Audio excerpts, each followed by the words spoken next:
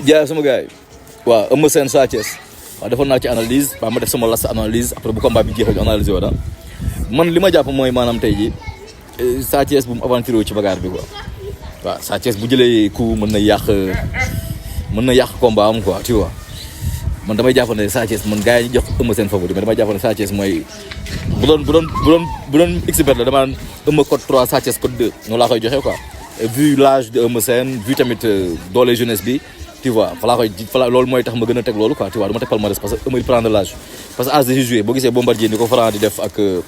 Franc ak Reug Reug nga xam ne âge tamit mooy loolu quoi yàlla may dafa déngaan bien vrai que Eumeu mag bu weexul boppam la mais li ñu war a xam mooy maanaam tey ji parfois mën nga am ay muscles yu saillant fekk ci biir da nga max dara newtu fa tu vois loolu tamit dañ koy xam quoi affaire bi dafa am décor bi mën na fa ne quoi mais boo xoolee Sa Thiès tu vois da ngay miser ne moo war a ëpp doole Eumeu Sène quoi ci li ñu yaakaar bu dee du xale bu yàqu quoi man li ma jàpp mooy combat bi soit day nekk kaw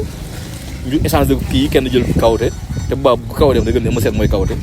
wala bu tiré en longueur Sa Thiès mooy favori loolu laa jàpp bu fekkee lamba ji xam jàppante ni ay benn round 2 round Sa Thiès mooy favori bu ñu jaxasoo tamit jàppante ci ay rapidité jàppante Sa Thiès mooy favori pour man Eumeu lu moom ci combat bi mooy maanaam tey jii booy bi indi ay xeex mu kawate ko loolu laa gis mais bu dul kaw gisuma Eumeu fu mu war a mën a jaar quoi parce que combat bu tiré en longueur da jàpp ne Eumeu mooy sonn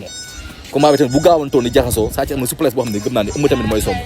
ay ceeki what's up damay jàpp ne bon mooy loolu quoi donc su loolu naa la nga saa suba yàggatul saa yaakam def bu làmb ji jeexee ñu ñëwaat def na analyse jaayef